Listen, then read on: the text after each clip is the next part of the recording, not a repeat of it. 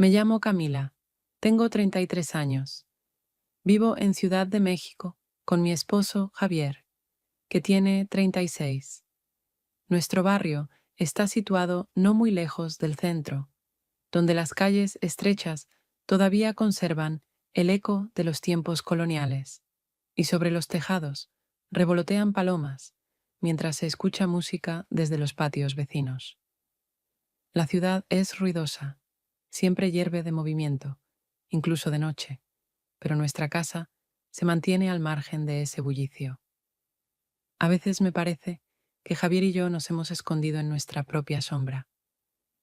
Javier repara bicicletas, toma las viejas, rotas, aquellas que llevan tiempo acumulando polvo en sótanos o garajes, y les devuelve la vida. Se le da bien, es paciente con el metal, atento a cada detalle. Más de una vez he visto cómo sus ojos brillan cuando coloca la última pieza y la rueda vuelve a girar. Su taller es el mundo donde está realmente vivo. Pero cuando cruza el umbral de nuestro departamento, esa energía desaparece. Trabajo como editora en una editorial. La mayor parte de mi día son textos, historias ajenas que necesitan corrección, pulido de estilo.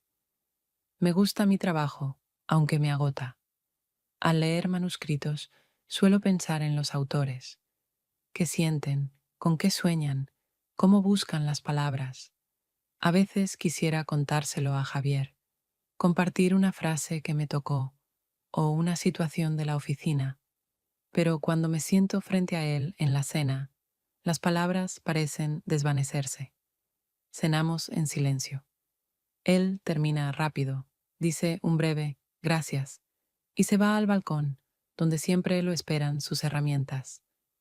Yo me quedo en la cocina, sintiendo que vivimos uno al lado del otro, pero no juntos.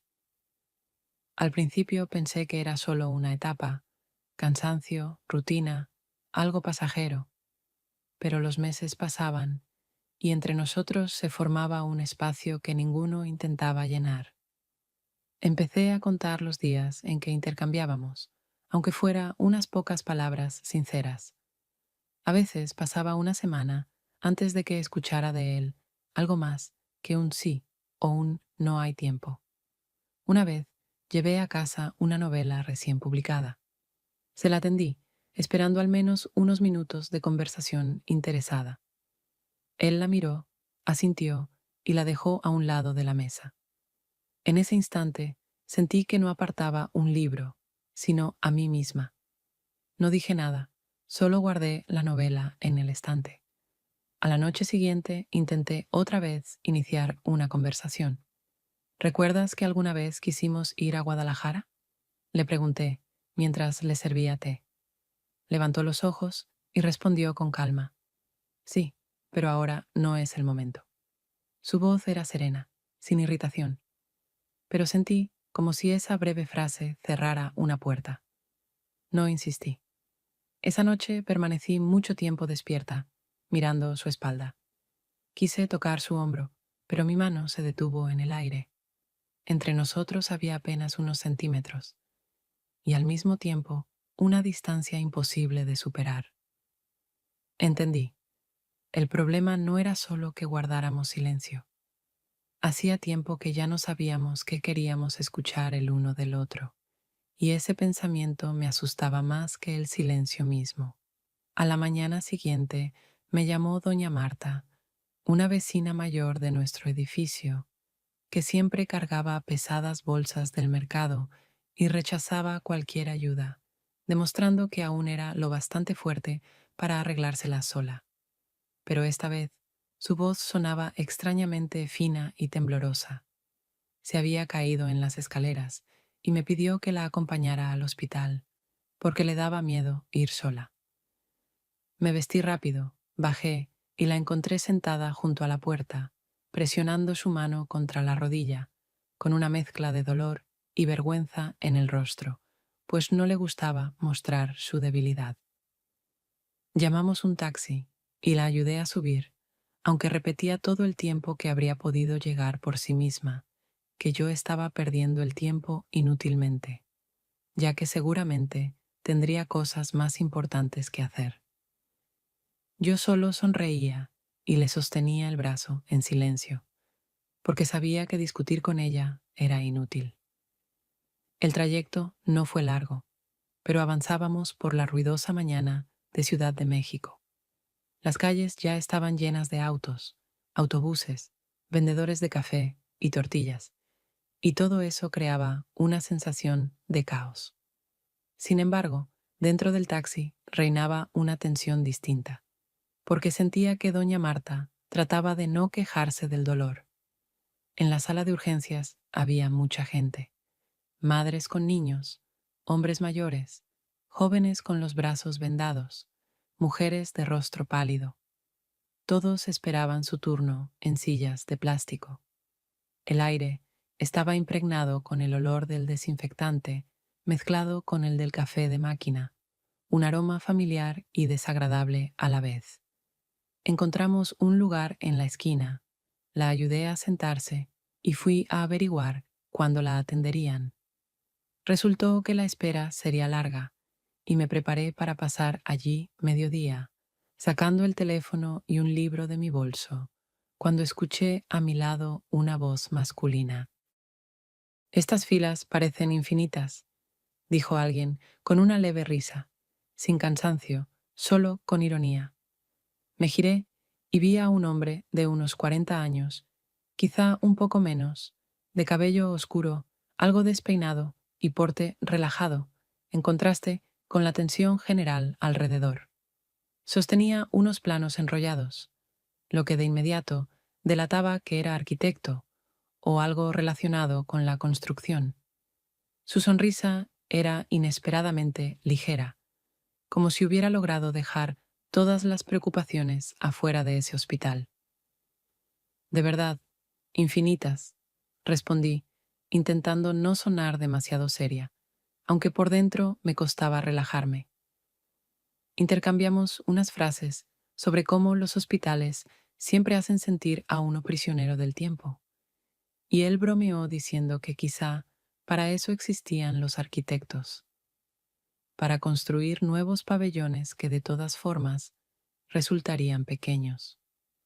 No esperaba que un desconocido pudiera hacerme sonreír en medio de aquella multitud, pero hablaba de manera sencilla y natural, como si nos conociéramos desde hace mucho. Se llamaba Mateo, y en efecto era arquitecto. Esperaba a su madre, a quien iban a hacerle unos estudios, y lo decía con calma, sin dar demasiados detalles, pero con una calidez que revelaba sinceridad. No estaba acostumbrada a confiar en extraños. Sin embargo, su manera de conversar creaba una sensación de seguridad. Doña Marta, que al principio gruñía, diciendo que un hospital no era lugar para charlas, de pronto se suavizó cuando Mateo se levantó cortésmente para traerle un vaso de agua. Ella lo aceptó y le hizo un gesto de agradecimiento, aunque normalmente nunca agradecía a nadie. Me sorprendió. Él sabía encontrar la manera, incluso con las personas más distantes. Seguimos hablando unos 10 o 15 minutos, hasta que anunciaron el apellido de doña Marta.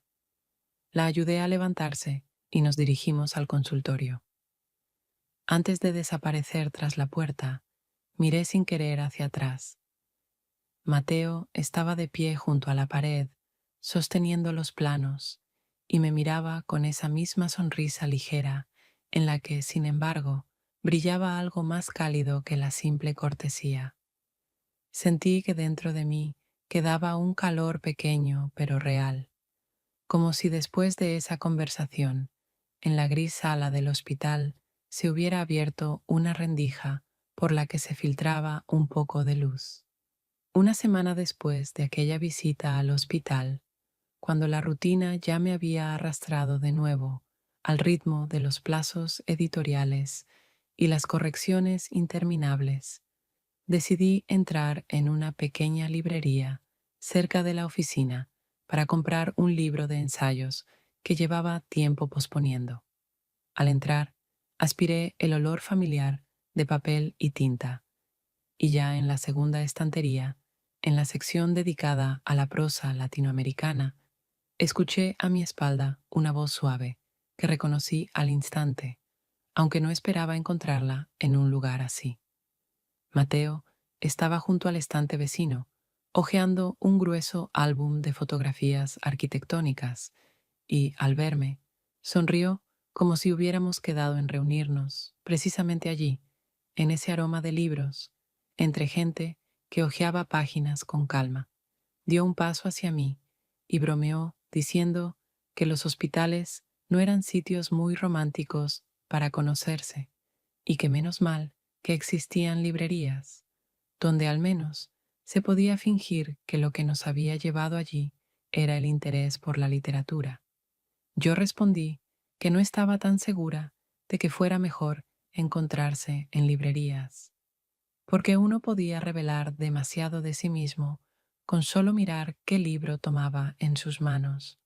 Empezamos hablando de cosas pequeñas, pero muy pronto la conversación derivó hacia mis autores favoritos, y me sorprendió cuando mencionó sin vacilar varios nombres realmente importantes para mí, entre ellos Alice Munro y Claribel Alemán. Lo que me impresionó no fue que conociera a esas escritoras, sino cómo describía sus textos, no como un crítico, sino como un lector que de verdad había vivido las páginas junto a los personajes. Me preguntó qué té bebía mientras trabajaba, y cuando, algo sorprendida, le dije que siempre jazmín, asintió como si ya lo supiera de antemano. Sentí que su atención a los detalles no era casual, sino deliberada, y eso me inquietó un poco, porque no todos, ni siquiera una persona cercana, captan y guardan tan rápido las pequeñas cosas ajenas. Al día siguiente, de regreso del trabajo, lo vi de nuevo, esta vez en la plaza frente a la cafetería donde yo solía comprar café antes de tomar el metro. Estaba sentado en una mesa al aire libre y al verme levantó la mano para saludarme, como si hubiéramos quedado en encontrarnos. Me detuve, conversamos, y otra vez la charla se alargó más de lo previsto. Al principio sobre libros, luego sobre su trabajo, que según él le consumía la mayor parte del tiempo, pero le daba la sensación de estar construyendo algo significativo. Me contó sobre un proyecto de una escuela en las afueras que debía convertirse no solo en un espacio educativo, sino también en un lugar de vida comunitaria. Al hablar, en sus ojos aparecía esa misma ligereza que noté en el hospital, una ligereza que se mezclaba con seguridad interior. Me descubrí a mí misma sin ganas de marcharme, permitiéndome quedarme más tiempo del que debía, escuchándolo con una atención que hacía mucho no le prestaba a nadie. Cuando al fin miré el reloj y entendí que llegaría tarde a casa, sentí una punzada inesperada. Me dolía interrumpir la conversación, pero me inquietaba aún más haber empezado a posponer el encuentro con Javier, como si el tiempo que nos pertenecía lo estuviera entregando poco a poco a otro. En los días siguientes volvimos a vernos, a veces por casualidad, a veces no tanto. Él aparecía cerca de la editorial porque tenía asuntos en la zona, o yo lo encontraba saliendo del metro, en el mismo cruce donde compraba café. Y cada vez la charla empezaba con naturalidad y sin presión, pero acababa en largas pausas en las que ninguno quería decir adiós. Comencé a notar que en casa pensaba más en esos encuentros que en mi propio trabajo, que esperaba con ansias la próxima ocasión que nos reuniera. Dentro de mí nació una sensación de doble filo. Por un lado, me daba miedo, porque comprendía que mi matrimonio ya se sostenía en una base frágil, y cualquier emoción externa podía derrumbarlo del todo. Por otro, me atraía esa nueva atención, esa capacidad de sentirme vista. No se lo conté a nadie, ni siquiera a mi mejor amiga, porque me parecía que si lo decía en voz alta, todo se volvería demasiado real. Pero en el fondo, sabía que ya habíamos cruzado una frontera y que regresar sería cada vez más difícil. El sábado siguiente, unos amigos organizaron una fiesta por el cumpleaños de un conocido en común, y aunque no tenía ganas de ir, acepté porque entendía que rechazar sin motivo solo agrandaría la distancia entre Javier y yo. Él, en cambio, parecía esperar con entusiasmo la velada, ya que últimamente salía poco de su taller. Llegamos al departamento donde ya sonaba la música. El lugar estaba lleno de gente, cálido de risas, conversaciones y el aroma de la comida sobre la mesa. El cuarto se sentía demasiado estrecho para todos los que se habían reunido allí. Intentaba mantenerme en las conversaciones a mi alrededor, pero estaba tensa, escuchando la voz de Javier, que decía cosas en tono de broma con una energía desconocida para mí, pues en casa nunca hablaba así. Al cabo de un rato, de pronto tomó el micrófono y aceptó cantar en el karaoke. Algo se me apretó dentro. No esperaba tanta audacia de él, pero tampoco sentí alegría. En lugar de orgullo, me invadió una vergüenza incómoda, como si saliera de la imagen a la que yo estaba acostumbrada y no supiera cómo reaccionar. Su voz era ronca, a veces se perdía, pero la gente lo aplaudía, reía y lo animaba. Yo, en cambio, solo pensaba en escapar de la sala, donde todo se volvía demasiado ruidoso y ajeno. Salí a la calle para tomar aire, y al dar unos pasos en la frescura de la noche, sentí alivio al poder quitarme la máscara. Estaba en la acera, observando los faroles y a la gente que pasaba, cuando de pronto escuché una voz conocida pronunciar mi nombre como si hubiera estado seguro de que yo aparecería allí. Mateo estaba de pie junto a la pared del edificio, vestido con sencillez, sin nada llamativo, y me miraba con esa atención suya, tranquila y a la vez insistente. Su mirada no era casual. Me recordaba que ya habíamos cruzado la frontera de los encuentros fortuitos, porque me observaba como si supiera con certeza que justo en ese momento yo saldría y volveríamos a estar juntos. «Tienes cara de que no te sientes cómoda, ¿verdad?», preguntó en voz baja, sin reproche, solo con una seguridad serena. No respondí de inmediato, porque dentro de mí se abría un desgarro. Una vida se quedaba en la habitación con la música y la voz de Javier cantando, y otra estaba ahora delante de mí, tendida en la mirada de Mateo. La fractura era tan clara que entendí. No era un simple momento de casualidad, sino la consciencia de una elección que todavía no hacía, pero que ya presentía.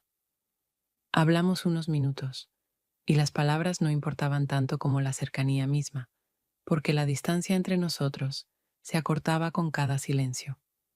Sentía que dejaba en esa sala una parte de mí que ya no podía regresar completa, mientras aquí, en la calle, comenzaba algo distinto, atractivo y temible al mismo tiempo.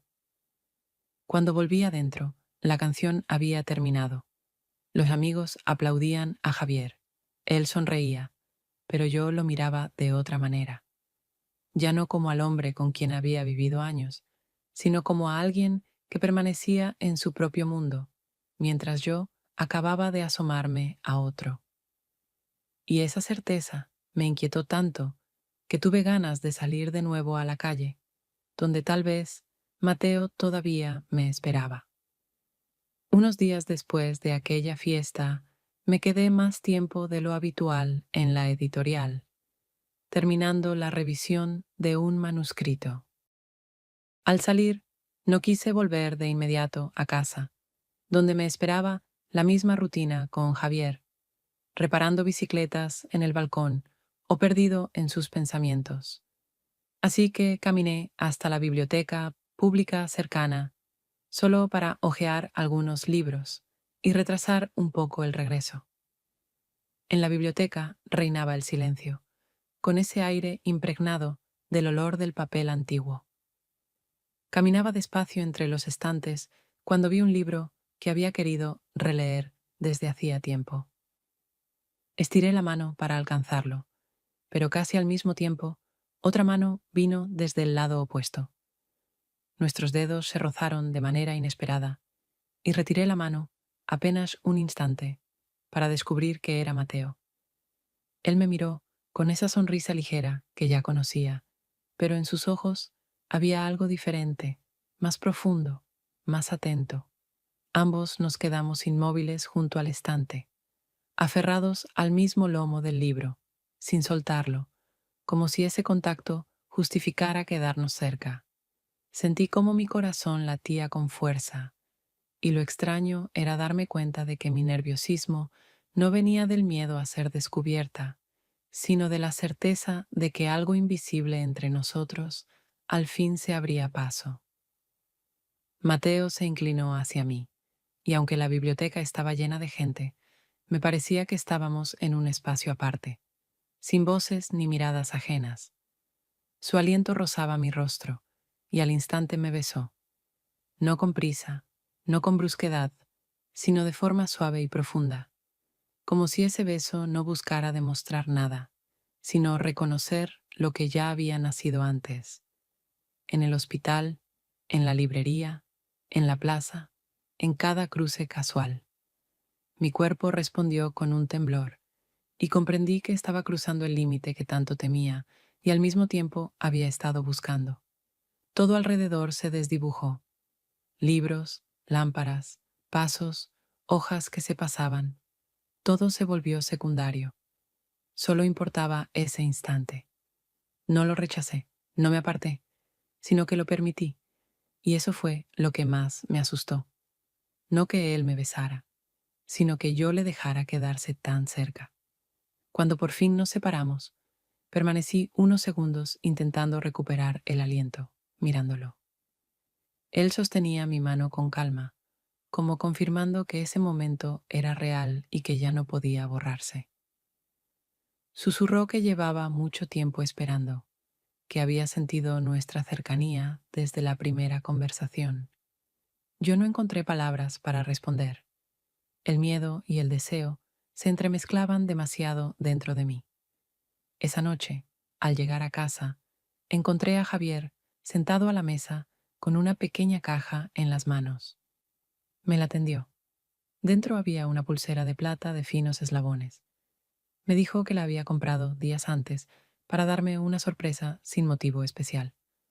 Su voz era suave, sin sospechas ni inquietud. Me puse la pulsera, sonreí, le di las gracias, pero por dentro me encogí. Me resultaba difícil incluso tocar sus manos. Ese regalo, que debía ser un gesto de amor, se convirtió en un recordatorio de mi propio paso, del que él no sabía nada y quizá nunca hubiera imaginado.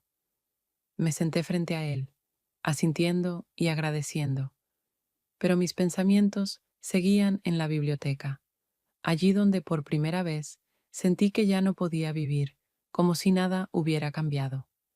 La semana siguiente me llamó mi amiga Inés, con quien me conocía desde los años de universidad y que siempre insistía en que debía salir más de casa para no dejar mi vida reducida solo al trabajo. Me invitó a una exposición de arte contemporáneo que se inauguraba en una pequeña galería privada en el centro de la ciudad. Dudé, porque en realidad no tenía ganas de pasar la tarde en un lugar lleno de gente, pero en ese mismo momento llegó un mensaje de Mateo. Me decía que tenía 2 entradas para esa misma exposición y que sería bueno verla juntos. Sentí que algo se me daba vuelta por dentro. Comprendí que la llamada de Inés podía servirme de coartada y por primera vez en mi vida acepté conscientemente un engaño de ese tipo. Le dije a Javier que iba con mi amiga y él asintió sin hacerme preguntas, deseándome simplemente una buena velada, mientras dentro de mí se apretaba un nudo de culpa. Su confianza era tan natural que me resultaba difícil mirarlo a los ojos. No dejaba de darme vueltas en la cabeza la idea de que hacía algo injustificable, pero al mismo tiempo mi cuerpo avanzaba como obedeciendo a otra fuerza. Nos encontramos con Mateo en la entrada de la galería, y él sostenía las entradas como si fueran un signo de que todo ocurría bajo nuestro acuerdo, aunque en realidad ese acuerdo no se había pronunciado nunca. Al entrar, el espacio nos envolvió con su frescura, el olor a pintura y el murmullo apagado de las voces que se perdían entre los lienzos. Yo intentaba comportarme con calma, pero cada uno de sus gestos a mi lado me parecía demasiado evidente, y no dejaba de pensar en cómo nos veríamos juntos desde fuera. Mateo hablaba de la exposición, se detenía frente a las obras, hacía observaciones sobre los colores, la composición, pero entre sus palabras había algo más. Su voz parecía tocarme, como si no formulara simples comentarios, sino que buscara una confirmación de nuestra cercanía. Yo respondía con frases cortas, aunque por dentro todo hervía. Temía que algún conocido pudiera vernos, pero aún más me asustaba la idea de que esa noche quedara grabada en mi memoria de un modo imposible de borrar. Al volver a casa más tarde de lo habitual, encontré a Javier en la habitación. Tenía las piezas de una bicicleta sobre la mesa y en sus manos, como siempre, una llave inglesa que sonaba suavemente contra una tuerca. Levantó la cabeza, sonrió y me dijo que esperaba que la exposición hubiera sido interesante. Y luego añadió: «Tu amiga, seguramente, quedó encantada». Sentí que el corazón me daba un vuelco, porque en mi bolso estaba aún la entrada que había dejado sin cuidado, y tal vez él la había visto. Su voz sonaba pareja, sin reproches, pero en sus ojos había algo distinto, como si preguntara más de lo que decía en voz alta. Asentí, intentando parecer segura, y respondí que sí, que la exposición había resultado interesante y que Inés estaba fascinada, aunque tuve que esforzarme para pronunciar esas palabras sin titubear. Dentro de mí todo se encogía al darme cuenta de que estaba engañando a alguien que confiaba en mí, y esa confianza me dolía más que cualquier reproche directo. Fui a la cocina, puse el agua a hervir para un té y escuchaba cómo él volvía a sus herramientas. Ese sonido metálico tan familiar, que antes me parecía neutro, ahora resonaba en mí como un recordatorio de que entre nosotros se había abierto un espacio que yo misma había empezado a llenar con otra persona. Aquella noche apenas pude dormir. Seguía viendo en mi mente sus ojos, en los que no había acusación, solo una pregunta oculta, y esa mirada me resultaba más pesada que cualquier conversación, porque me obligaba a enfrentar aquello de lo que yo intentaba huir. Unos días después de aquella noche, Mateo volvió a invitarme a una exposición, y esta vez acepté sin vacilar, aunque por dentro sentía que cada paso hacia él me alejaba de Javier. Al mismo tiempo, me habitaba una extraña certeza de que ya no podía negarme a ese movimiento hacia adelante. Nos encontramos por la tarde frente a una pequeña galería escondida en una calle tranquila cerca del centro histórico, un lugar al que rara vez entraban transeúntes casuales. Y precisamente eso creaba la sensación de que habíamos entrado en otro mundo, donde se podían dejar todos los papeles cotidianos tras la puerta. Dentro había pocos visitantes. Algunas parejas hablaban en voz baja, dos estudiantes tomaban notas en sus cuadernos, una mujer mayor contemplaba largamente un cuadro, y el resto del espacio pertenecía a las telas colgadas en las paredes, con suficiente distancia entre ellas para invitar a detenerse y mirar en silencio. Las obras eran inusuales, En muchas aparecían sombras y figuras difusas, que parecían surgir de la oscuridad o disolverse en ella, provocando una sensación de inquietud y, a la vez, de calma, porque esas imágenes no ofrecían respuestas directas, solo empujaban a preguntas interiores. Me quedé mucho rato frente a una pintura donde se veía a una persona caminando por un puente estrecho sobre un vacío oscuro. La escena me resultaba tan elocuente que no podía apartar la mirada, pues en ella parecía reflejarse mi propia vida, mi incertidumbre, ese paso que no sabía si sería capaz de dar. En ese momento, escuché la voz de Mateo a mi lado, que me preguntó si también tenía miedo a las alturas. Lo dijo con una entonación en la que la broma rozaba con la seriedad, y yo respondí casi de inmediato que lo que temía era dar un paso. Esas palabras se me escaparon inesperadamente, como si hablara no del cuadro, sino de mi propio estado. Él sonrió, pero en sus ojos apareció por un instante algo distinto, mucho más serio, y sentí que esperaba no solo mi respuesta, sino también mi gesto, mi elección, que podía definir hacia dónde íbamos a ir. Estábamos demasiado cerca el uno del otro, y cuando se inclinó como para mirar la pintura desde mi ángulo, comprendí que su movimiento no iba hacia el lienzo, sino hacia mí, porque su aliento casi rozó mi rostro, y esa cercanía llenó el espacio entre nosotros de una tensión imposible de ignorar. El silencio alrededor, roto apenas por el crujido del suelo bajo los pasos de otros visitantes y por el tenue olor a pintura que aún flotaba en el aire, reforzaba la sensación de que estábamos en un espacio cerrado, sin testigos, sin límites, donde podíamos permitirnos ser quienes realmente éramos. Yo no me aparté, no retrocedí, aunque sentía dentro de mí cierta resistencia, porque ese momento confirmaba de manera definitiva que ya habíamos cruzado una frontera. Lo que ocurrió después es difícil de reconstruir en detalle, pues la memoria parecía borrar las imágenes y dejar solo las sensaciones. La luz de las lámparas parpadeando sobre los lienzos, su mano, que casi tocaba la mía, mi propio consentimiento a dejar que esa cercanía sucediera, la extraña calma que llegó con la conciencia de que ya no me resistía, sino que permitía que los acontecimientos siguieran su curso.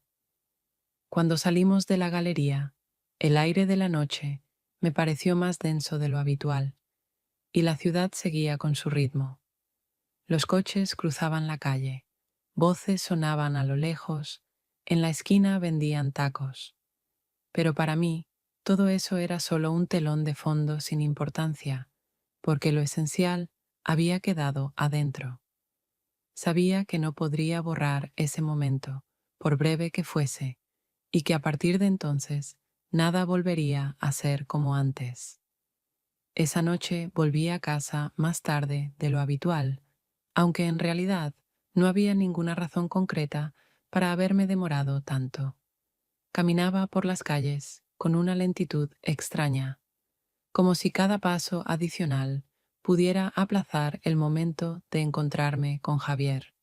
No era ya por temor a sus palabras o a sus sospechas, sino porque en su silencio había empezado a escuchar demasiado. Al abrir la puerta del piso, me recibió el olor conocido del aceite y del metal, mezclado con el aroma tenue del café que él solía beber, incluso por la noche. Esa mezcla me resultó inesperadamente cálida y al mismo tiempo inquietante. Javier estaba sentado en el balcón, inclinado sobre la bicicleta desarmada. Sus manos, normalmente seguras con las herramientas, se movían ahora despacio, como si no quisiera terminar, sino simplemente alargar el tiempo. Levantó la cabeza al verme entrar y me miró sin reproche, con esa dulzura habitual que últimamente me resultaba insoportable, porque tras ella se escondía algo más que un simple Me alegra que hayas vuelto. Sonrió como si nada hubiera pasado y me preguntó si no estaba cansada. Su voz era tranquila, serena, sin sospechas ni agresividad oculta, y justamente esa calma me hizo sentir que veía mucho más de lo que yo quisiera mostrar. Asentí, respondí que había sido un día duro y me dirigí a la cocina, fingiendo buscar algo en los armarios, cuando en realidad intentaba evitar su mirada directa. El hervor del agua en la tetera me recordó de pronto la galería, aquella otra clase de silencio, lleno de expectación, mientras que aquí, en nuestra casa, el silencio tenía un carácter distinto. No era ausencia de palabras, sino un espejo que reflejaba todo lo no dicho. Me senté a la mesa, tomé un sorbo de té y sentí que respirar se hacía más difícil al lado de alguien a quien debía la verdad y a quien no podía dársela, porque esa verdad lo rompería de un modo que yo no estaba dispuesta a presenciar. Él, como si percibiera mi tensión, no formuló ninguna pregunta ni trató de iniciar una conversación.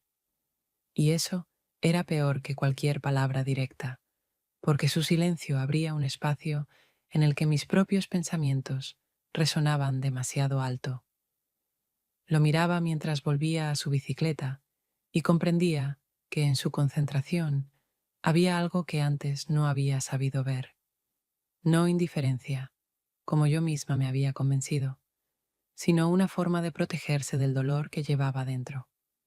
En sus gestos había cautela, y esa cautela me hizo recordar las palabras de un amigo suyo que escuché por casualidad hace años, que Javier nunca hablaba de su pasado, porque allí había algo que no quería revelar, y ahora veía que ese silencio suyo no era vacío, sino defensa. Yo permanecía con la taza en las manos, sabiendo que si levantaba la vista y me miraba de frente, podría quebrarme y contarlo todo. Pero él seguía inmerso en su tarea, como si me diera un espacio, y era precisamente ese espacio lo que me asfixiaba más que cualquier pregunta. Hubo un instante en que deseé que hablara, que pronunciara la pregunta que ya había visto en sus ojos días atrás, porque así la responsabilidad de la verdad recaería en él y no en mí. Pero él callaba, y yo me quedaba sola con mi culpa. Al acostarnos, me abrazó como siempre, con sencillez y calma, mientras yo permanecía con los ojos abiertos, sintiendo que esa cercanía habitual, que en otro tiempo me daba seguridad, se había convertido ahora en un recordatorio de lo lejos que estábamos, aún permaneciendo juntos. Y esa noche comprendí que su silencio era un espejo. En él veía no solo sus secretos, sino también los míos, y era un reflejo del que temía apartar la vista, pero del que tampoco podía huir. La semana siguiente, después de varios días de tensión silenciosa en casa y de breves mensajes de Mateo, casi siempre repitiendo lo mismo, que le resultaba insoportable esperar y que yo debía decidirme, acepté encontrarme con él en una pequeña cafetería cerca de mi oficina. Desde la mañana presentía que aquella tarde sería más difícil que cualquier otra anterior.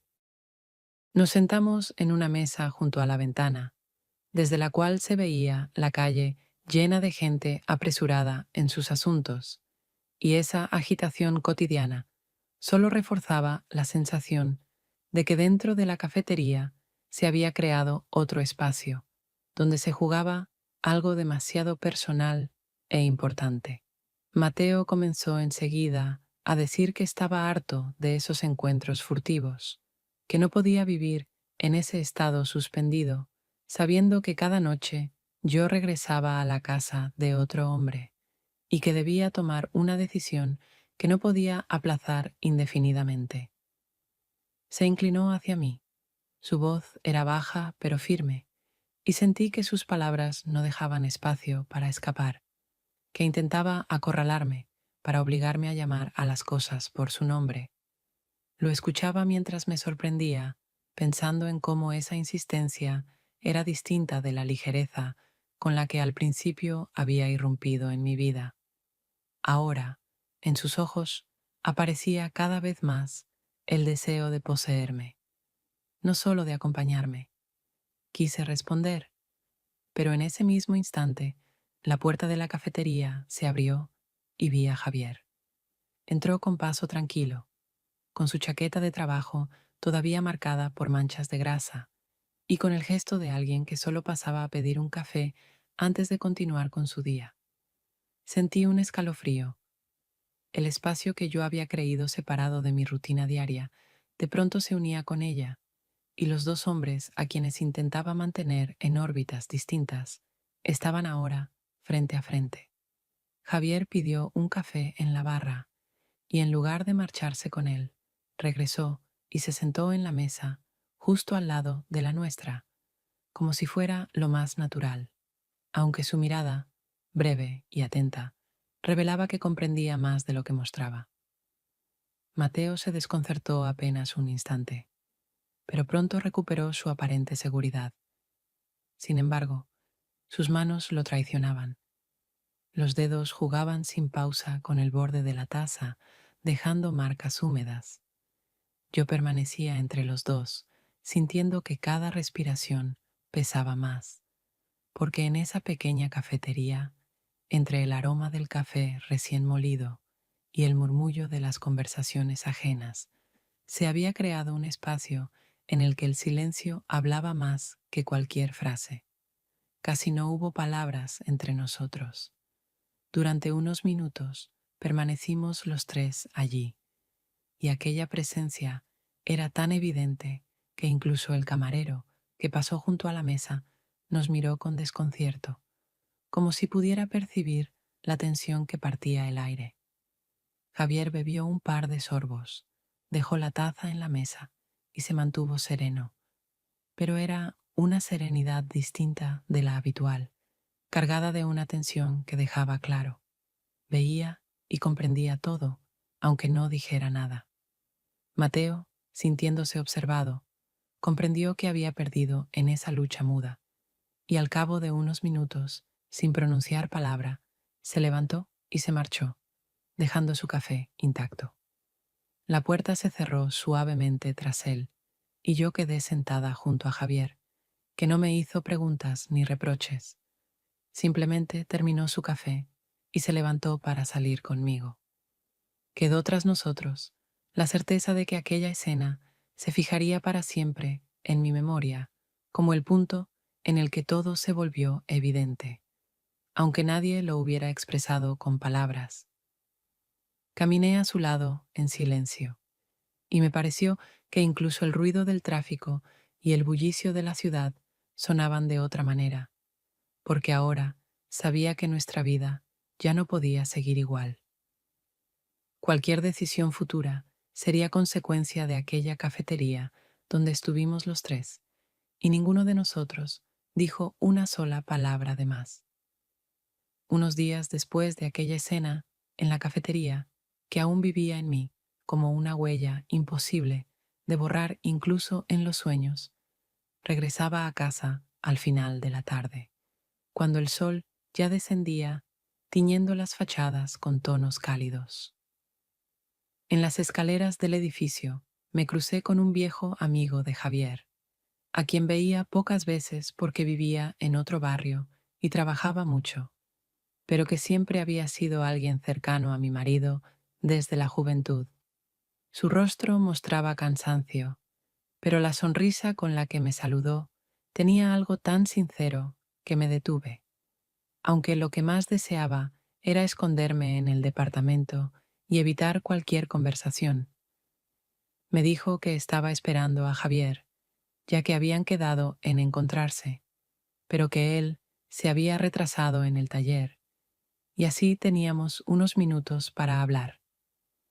Al principio la charla fue ligera, sobre el barrio, sobre conocidos comunes, sobre el calor que aquel año se alargaba más de lo habitual.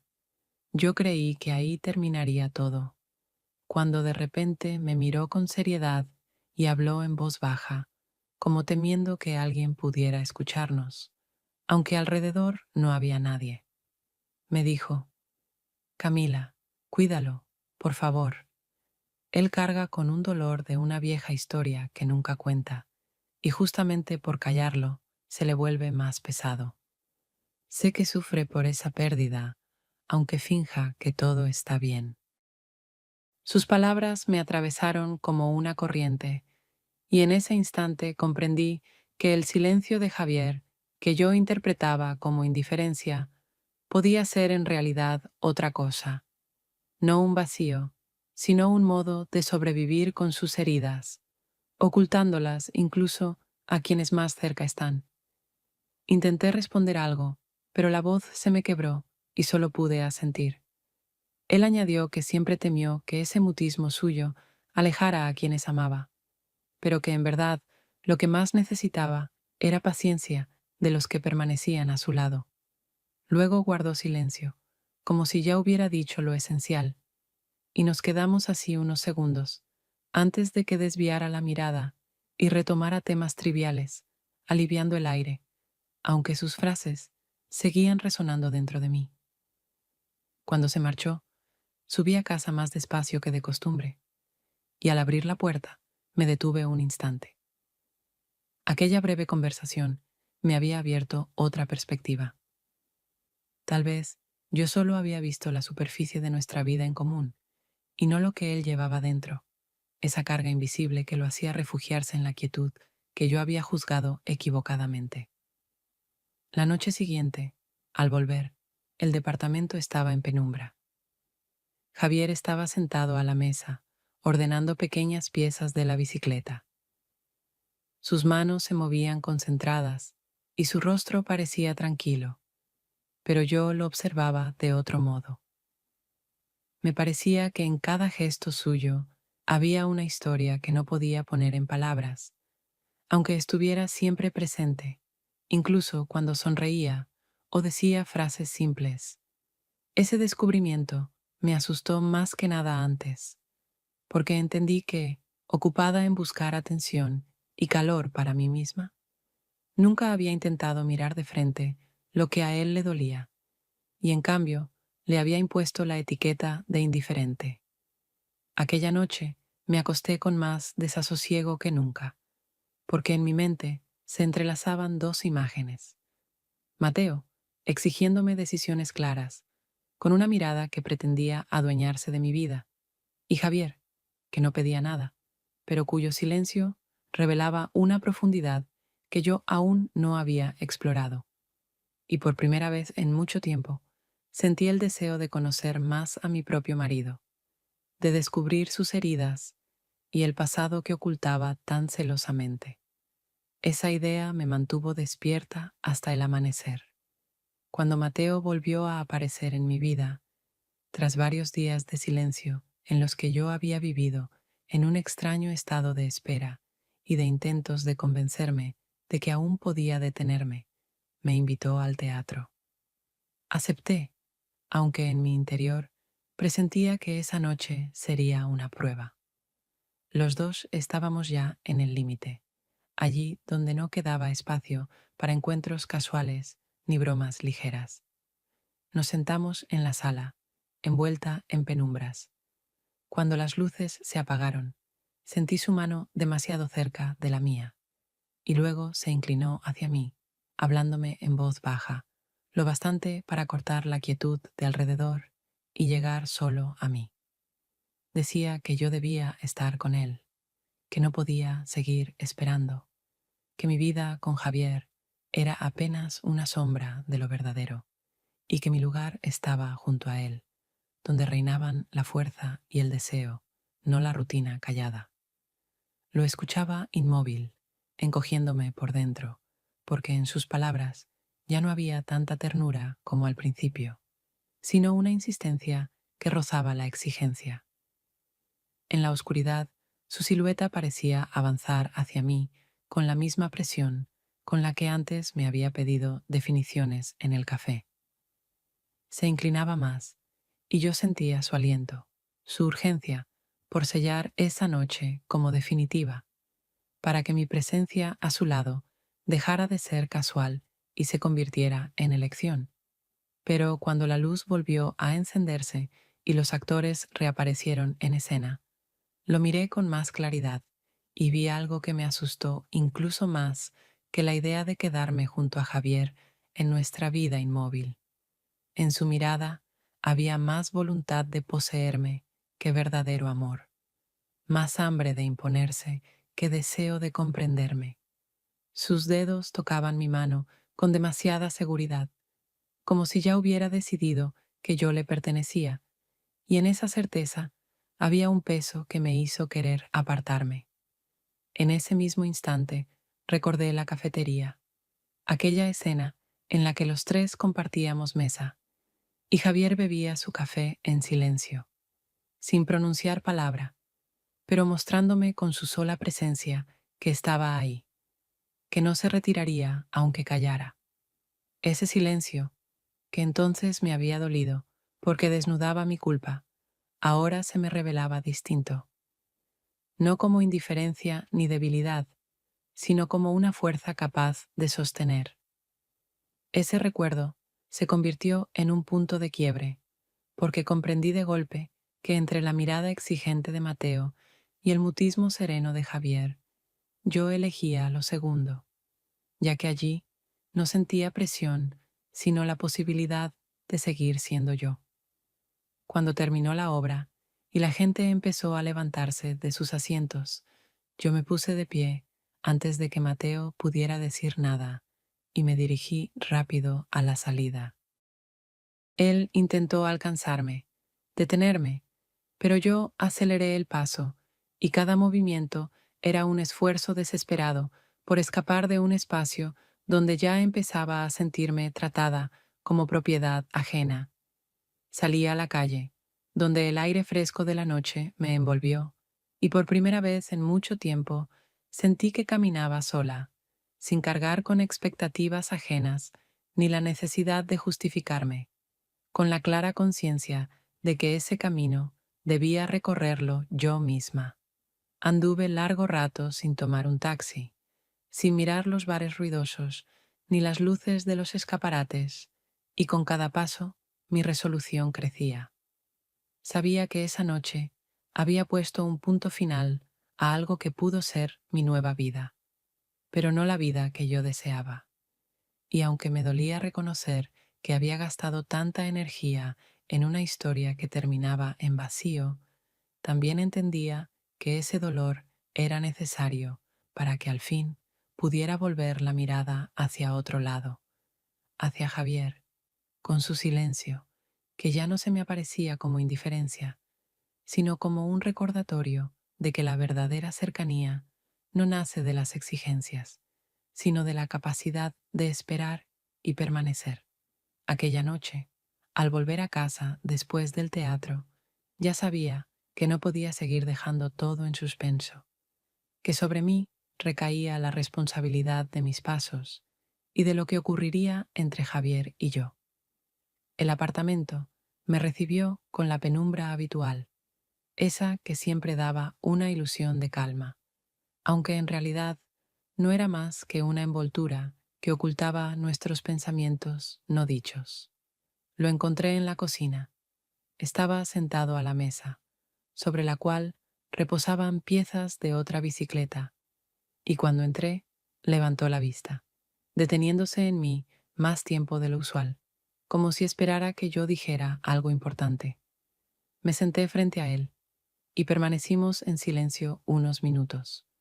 Pero esta vez, la pausa no era un refugio para evitar la conversación, sino una preparación, porque sentía que dentro de mí se había acumulado tanto sin pronunciarse que ya no podía seguir guardado. Al fin, reuní valor y dije, con voz baja pero firme, que no quería seguir huyendo. No quería inventar pretextos, ni vivir en dos mundos, ni esconderme de él ni de mí misma. Mis palabras fueron simples, sin explicaciones ni justificaciones, pero contenían la esencia de lo que antes temía reconocer. Javier me miraba con atención. Su mirada se mantenía serena, aunque tras esa calma percibía una tensión, como si hubiera estado esperando esta conversación desde hacía tiempo, y ahora me cediera el espacio para que dijera todo lo que llevaba dentro. No respondió de inmediato, pero cuando habló, su voz fue profunda y pareja. Entonces quédate. Y esas dos palabras no eran un ultimátum ni una súplica, eran aceptación, y me dieron la sensación de que podíamos seguir hablando sin miedo, porque ahora había una oportunidad. Hablamos durante horas, no de hechos ni de anécdotas, sino de lo que habíamos sentido en los últimos meses, y fue más difícil que cualquier pelea, porque cada frase abría algo que antes habíamos guardado. Yo le confesé que extrañaba su cercanía, que me sentía invisible, que huía no solo de él, sino también de mí misma. Él me dijo que había callado porque no sabía hacerlo de otra manera, porque su pasado estaba cargado de experiencias que no quería imponerme. Pero en ese silencio, él mismo había quedado atrapado. Por primera vez en mucho tiempo hablamos con franqueza, y esa franqueza dolía, pero era precisamente lo que hacía renacer algo vivo entre nosotros. Al día siguiente, tomó un viejo reloj que llevaba años roto en el armario y lo llevó a reparar. Cuando regresó, lo colocó en la estantería del salón, y al escuchar cómo las agujas volvían a moverse, lo sentí como un símbolo. Ambos habíamos decidido no solo permanecer juntos, sino avanzar. Ese sonido era sencillo, cotidiano, pero me recordaba que el tiempo seguía adelante y que nosotros podíamos hacerlo también, aunque el camino no fuera perfecto. En los días siguientes empezamos a construir un nuevo ritmo. Conversábamos más sobre las pequeñas cosas que antes quedaban relegadas. Cocinábamos juntos. A veces salíamos a caminar al parque cercano, y allí no necesitábamos inventar temas, porque las palabras surgían solas. Sentía que estábamos aprendiendo a estar cerca de nuevo, que la intimidad no regresaba de manera automática, sino que se formaba poco a poco, como algo que requiere esfuerzo, pero al mismo tiempo transmite autenticidad. Todavía me costaba olvidar lo sucedido con Mateo, porque esos hechos habían dejado una huella en mí, pero cada día dolía menos. En su lugar, aparecía la comprensión de que esa experiencia había sido necesaria para valorar lo que tenía y entender que las verdaderas relaciones no se sostienen en exigencias ni presiones, sino en la capacidad de escucharse incluso en el silencio. Y ahora, cuando nos sentábamos por la tarde en el balcón a contemplar la ciudad, por primera vez en mucho tiempo, sentía que quería estar allí, que quería quedarme y que esa elección era plenamente mía.